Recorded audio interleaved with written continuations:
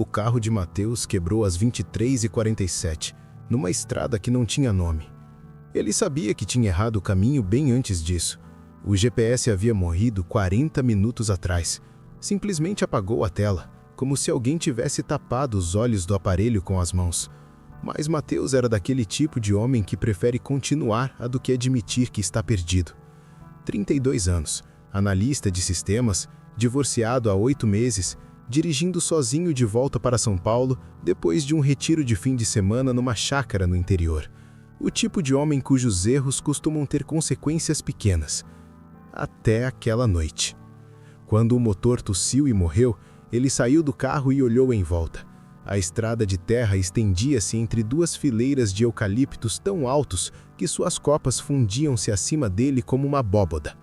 Não havia lua. As estrelas, no entanto, estavam todas ali, perturbadoramente nítidas, como olhos abertos demais. Foi quando ele viu a luz, fraca, ambarela, tremendo como uma chama de vela a uns 300 metros à frente. Uma janela iluminada. Uma casa. Ele caminhou devagar, segurando o celular sem sinal como uma lanterna inútil. O chão estava úmido apesar de não ter chovido. A lama tinha um cheiro estranho, algo entre ferrugem e açúcar queimado. Ele não prestou atenção nisso. Deveria ter prestado. A casa apareceu entre as árvores como uma ferida no mato. Velha, mas não abandonada. Havia cortinas nas janelas, vasos de plantas mortas na varanda. E na porta, antes mesmo que ele chegasse ao portão, uma mulher. Ela tinha uns 60 anos, talvez mais.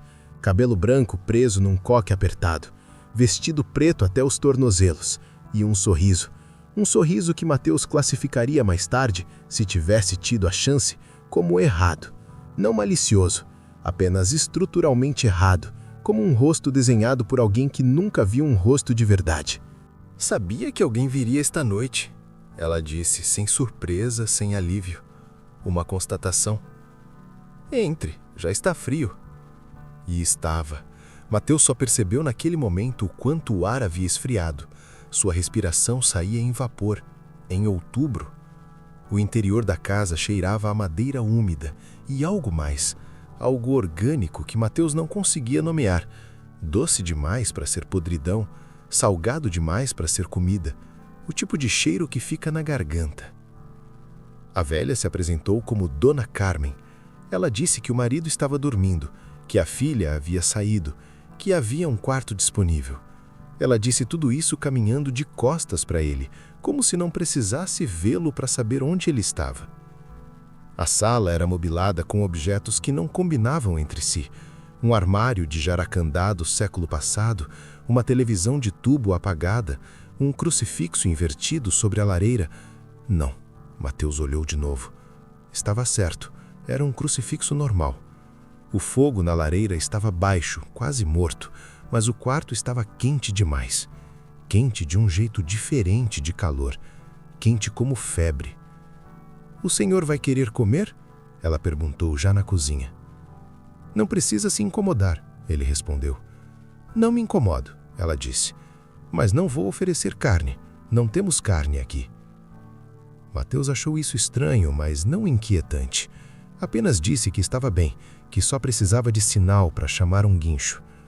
Dona Carmen virou a cabeça lentamente, como se o pescoço fosse uma dobradiça mal lubrificada.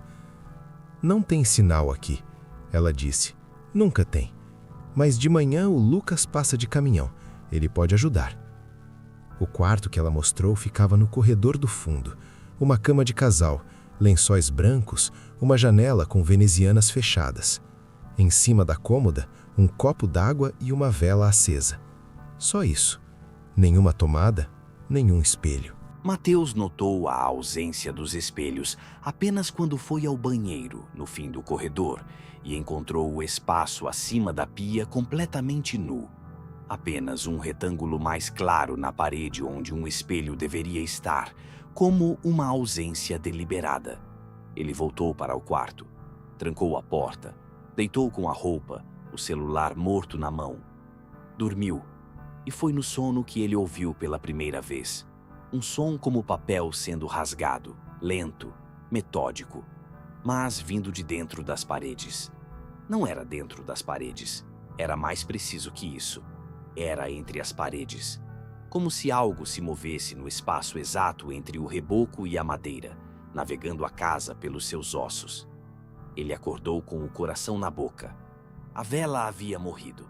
O quarto estava completamente escuro e havia um cheiro novo. O mesmo cheiro doce e salgado da sala, mas mais forte. Muito mais forte. Quente. Como se algo tivesse respirado bem perto do seu rosto enquanto ele dormia. De manhã, Mateus acordou com luz fina vazando pelas venezianas e a determinação de sair dali o mais rápido possível. Ele abriu a porta do quarto. No corredor, encostada na parede em frente, havia uma menina. Uns 12, 13 anos. Cabelo preto solto. Pele muito branca. Branca demais, como se nunca tivesse visto o sol. Usava um camisolão comprido e segurava algo nas mãos. Uma laranja. Mas ela não estava comendo. Estava apenas segurando, olhando para ela. "Você é a filha dela?" Mateus perguntou, mantendo a voz calma. A menina levantou os olhos.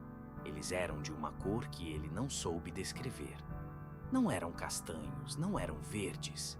Eram da cor da água muito funda, escuros por baixo da superfície. "Sou", ela disse. "Me chamo Íris." "Mateus, você sabe se o caminhoneiro já passou?" Ela olhou de volta para a laranja. "O Lucas não vem mais", ela disse. "Parou de vir quando entendeu o que fazemos com o calor."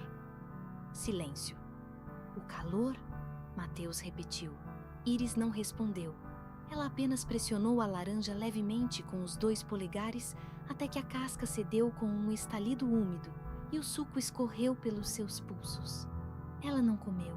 Só observou o líquido correr, com uma expressão que Mateus só conseguiu descrever como reverência. Dona Carmen apareceu no fim do corredor. "Café está pronto", ela disse, sorrindo com aquela boca errada. "Íris, deixa o rapaz passar." Durante o café, pão, manteiga, nenhuma fruta, nenhuma carne, Mateus observou a cozinha. Havia marcas nas paredes perto do fogão. Não grafites, marcas de dedos. Impressões afundadas no reboco, como se alguém tivesse pressionado com força sobrenatural, na altura do teto, andando de 4. 8 dedos. Contou. 8 dedos por impressão. Humanos têm 5 por mão. Ele levantou da mesa, disse que ia verificar o carro e saiu pela porta dos fundos sem esperar resposta. O carro estava onde ele havia deixado. O motor não ligou. Ele abriu o capô e viu o problema imediatamente. O cabo da bateria havia sido desconectado. Não corroído, não partido. Desconectado com cuidado, como por mãos experientes. Mateus reconectou. O motor acordou. Ele estava quase dentro do carro quando ouviu o som vindo da mata, à esquerda da estrada. Não era um animal. Animais fazem barulho erático, nervoso. Aquilo era regular, ritmado, como uma respiração coletiva. Muitas bocas abrindo e fechando no mesmo tempo, num compasso que não era humano nem bestial, mas algo entre os dois, algo que não deveria existir como categoria. Ele entrou na mata, não porque quis. Mateus analisaria isso depois, naquele único momento lúcido que lhe restaria. Ele havia entrado na mata porque alguma parte do seu cérebro decidiu que precisava saber, e essa necessidade foi mais forte que o medo. É assim que as pessoas morrem em filmes de terror, ele pensou. Tarde demais. Os eucaliptos afastavam-se à medida que ele avançava, dando lugar a árvores que ele não reconhecia, troncos baixos e retorcidos, casca da cor de carne assada, galhos que se entrelaçavam num ângulo que parecia calculado. O chão estava coberto por uma lama escura e a luz mal penetrava. Foi ali que ele os viu. Eram 3. Estavam de costas para ele, ajoelhados em torno de algo no chão. Altos demais, as colunas vertebrais protuberavam sob a pele fina, como dedos pressionando de dentro. Braços compridos demais. E aquele som, aquela respiração coletiva, Vinha deles. Um deles se virou. Mateus não conseguiu gritar. A garganta simplesmente fechou. O rosto era quase humano. Quase. Os olhos eram grandes, sem branco visível, completamente da cor de mercúrio. O nariz era uma fenda dupla, como uma faca havia passado ali. E a boca era o problema.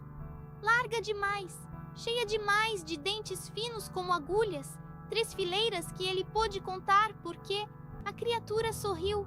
Sorriu do modo como uma coisa sorri quando não precisa sorrir para parecer amigável. Sorri porque quer que você veja os dentes. No chão entre os 3 havia o que restava de um veado. Não havia carne arrancada, nenhum osso exposto. O animal estava inteiro, mas murchado, colapsado por dentro, como uma laranja espremida, a pele caída sobre um volume que havia sido drenado completamente.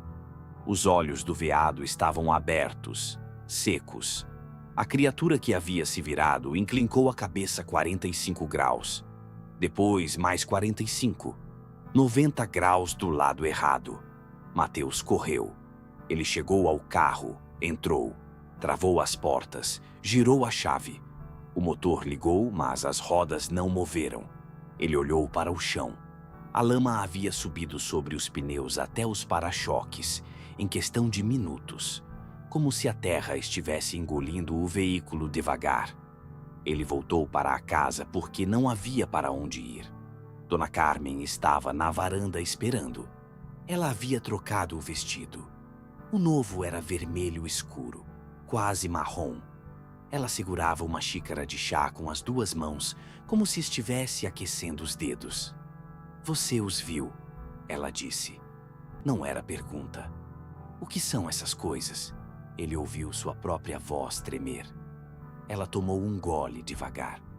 "Não tem nome que a sua língua consiga fazer", ela disse. "Mas, se você precisar de uma palavra, use colhedores." Colhedores. "Eles não comem carne", ela disse com a voz de quem explica algo óbvio a uma criança. "Carne é frio quando você a tira do corpo. Inútil. O que eles precisam é do calor. O calor que fica dentro de uma coisa viva."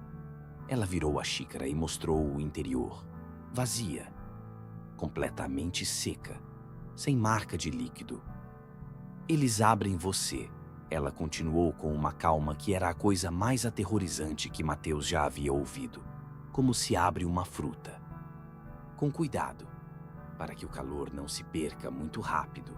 Precisam que o coração ainda esteja batendo enquanto bebem." "Por que você está me contando isso?" ele sussurrou. Dona Carmen sorriu com aquela boca errada. "Porque você precisa entender por que não pode ir embora", ela disse. "E porque esta noite é especial. Eles ficam com fome quando a temperatura cai. E esta noite vai ser a mais fria do ano." Mateus descobriu o restante através de Iris. Ele a encontrou no quarto onde havia dormido, sentada no chão com as costas contra a cama, escrevendo num caderno com uma caligrafia pequena e precisa. Ela não se assustou quando ele entrou. "Sua mãe é uma delas?" ele perguntou direto. "Era humana", Iris disse sem levantar os olhos.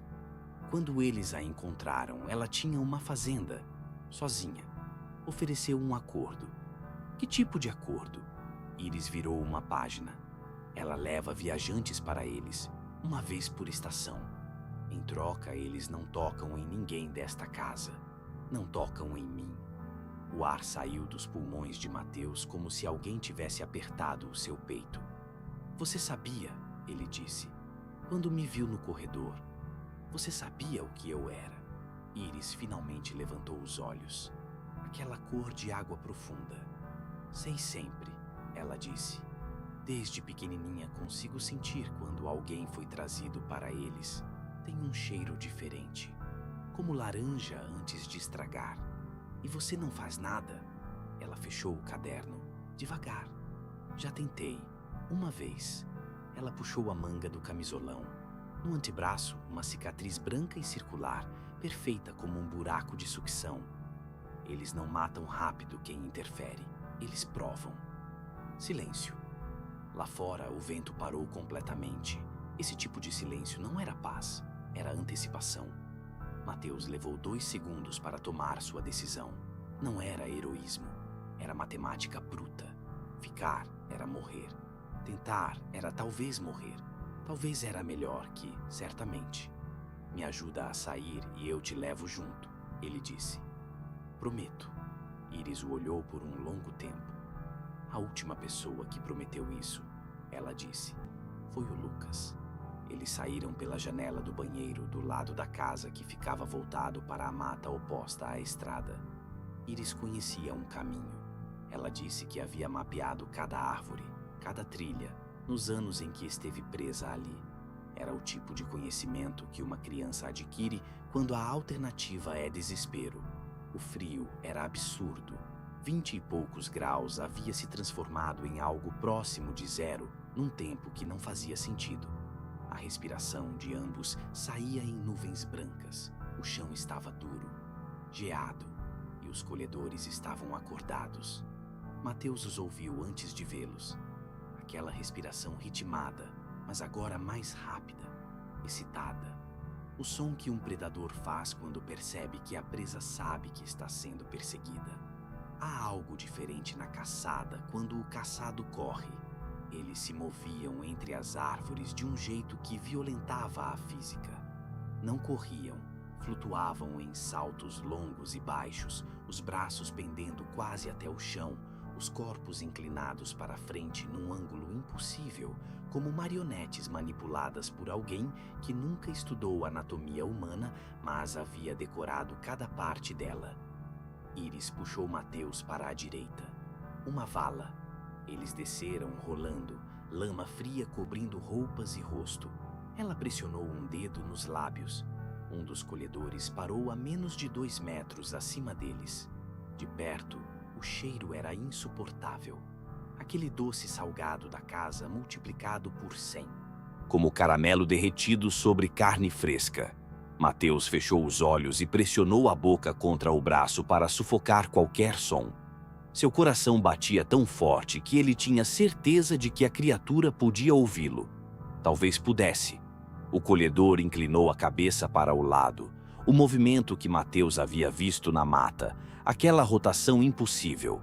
Então farejou. 3 inalações longas e precisas. E se afastou. Mateus não entendeu por quê, até que Iris cochichou com a boca colada em seu ouvido. Lama fria engana o olfato. Cobre o calor. Uma pausa. Eu sei disso há 4 anos. Eles rastejaram pela vala por 15 minutos. Depois correram. Depois, rastejaram de novo. A floresta durou uma eternidade. Quando as árvores se abriram e os dois saíram numa estrada de asfalto, uma estrada real, com linha no meio e acostamento de cascalho, Mateus sentiu seus joelhos cederem. Um caminhão estava parado a 300 metros, luzes de emergência piscando. O motorista estava fora, mexendo em algo no pneu. Eles correram até ele. O motorista olhou para os dois, encharcados, cobertos de lama, sem fôlego, com uma expressão que oscilou entre espanto e reconhecimento. Vocês vieram da estrada sem nome, ele disse. Não era pergunta, era alívio. Sobe. Rápido. Eles não saem do mato depois que a temperatura sobe. Já dentro da cabine, aquecedor no máximo, Mateus olhou pela janela traseira enquanto o caminhão acelerava. Na beira da floresta, 3 silhuetas altas demais permaneceram paradas, olhando, esperando. O motorista se chamava Renato. Ele os deixou no primeiro posto de gasolina da cidade seguinte. Deu a Mateus seu número de telefone, disse que se alguém perguntasse, eles nunca haviam se encontrado e partiu sem mais explicações. Mateus levou Iris para São Paulo, chamou a polícia, deu endereços, descreveu tudo. 2 dias depois, um agente ligou para dizer que não havia encontrado nenhuma casa naquela estrada. Nenhuma estrada com esse traçado nos registros do município. Mateus foi pessoalmente. A estrada de terra existia. Os eucaliptos existiam. Mas onde deveria estar a casa, havia apenas um terreno com a grama alta e no centro as ruínas de uma fundação antiga. Dentro das ruínas, ossos, muitos ossos, todos perfeitamente limpos, todos colapsados por dentro como cascas vazias. O laudo disse: causa indeterminada de morte. Desidratação severa interna, disseram, sem nenhuma laceração externa. Como se algo tivesse bebido cada molécula de líquido de dentro para fora, sem nunca abrir a pele. Iris foi encaminhada para um abrigo. Mateus a visitou toda semana durante 2 meses. Ela nunca chorou, nunca falou sobre a mãe, só pedia laranjas. E então ficava sentada com elas nas mãos, apenas sentindo o peso, sem abrir. Numa das visitas, ela disse algo que Mateus guardou por meses, tentando decidir se havia entendido errado. Eles não ficam com raiva quando a presa escapa, ela disse, descascando a laranja com cuidado cirúrgico. Só ficam com mais fome e mais pacientes. Ela parou, olhou para ele. Sabe o que é pior? Quanto mais tempo passam com fome, mais preciso fica o olfato deles. Conseguem sentir o calor de alguém a quilômetros de distância. Por que está me contando isso? Mateus perguntou. Iris mordeu um gomo da laranja. Mastigou devagar. Engoliu. Porque ontem à noite, ela disse, quando você foi embora do abrigo, eu fui até a janela para te ver ir. Ela virou os olhos para ele, aquela cor de água profunda, mais profunda do que ele lembrava, e viu uma sombra seguindo você até o carro. Naquela mesma noite, Mateus acordou às 3 da manhã com um frio que não fazia sentido. O apartamento estava com o aquecedor ligado, 23 graus, mas ele tremia, e havia um cheiro, aquele cheiro, doce salgado, quente, próximo. Ele se levantou devagar e foi até o banheiro. Olhou para o espelho. Seus olhos estavam normais. Seu rosto estava normal. Seu corpo estava normal. Mas quando ele colocou a mão espalmada sobre o peito, onde o coração deveria estar batendo forte, havia algo errado. O coração estava batendo muito devagar. Não como quando você acorda de um pesadelo e o corpo está se acalmando. Devagar, como algo que está sendo drenado, como um motor que não tem mais combustível suficiente para manter a velocidade. Cada batida mais espaçada que a anterior. Ele olhou para baixo. Na lateral do pescoço, invisível no escuro do quarto, havia uma marca. Perfeita, circular. Não era um corte. Não havia sangue. Era uma ausência. Um ponto onde a pele havia cedido e fechado de volta, como lábios se fechando depois de um beijo, como uma laranja espremida e fechada de volta para parecer inteira. Ele abriu a boca para gritar. O banheiro estava completamente frio. Sua respiração saía em vapor. No espelho, atrás do seu reflexo, havia uma sombra alta demais, inclinada no ângulo errado, com uma boca aberta em sorriso. 3 fileiras de dentes finos como agulhas brilhando no escuro. E então, o coração de Mateus deu mais uma batida. Apenas uma. E parou. O apartamento ficou em silêncio. A sombra no espelho inclinou a cabeça 45 graus, depois mais 45, e respirou fundo, longa, satisfeita, coletiva, como se fossem muitos e não um, como se nunca houvessem ido embora, como se a fuga nunca tivesse sido real, como se a única coisa que um colhedor precisasse era que a presa estivesse aquecida, viva e segura, para que o calor fosse perfeito quando finalmente bebessem. E os mais pacientes, como Iris havia dito, eram também os mais precisos. Eles não tinham pressa. Nunca tiveram. Fim. Desligue as luzes por sua conta e risco.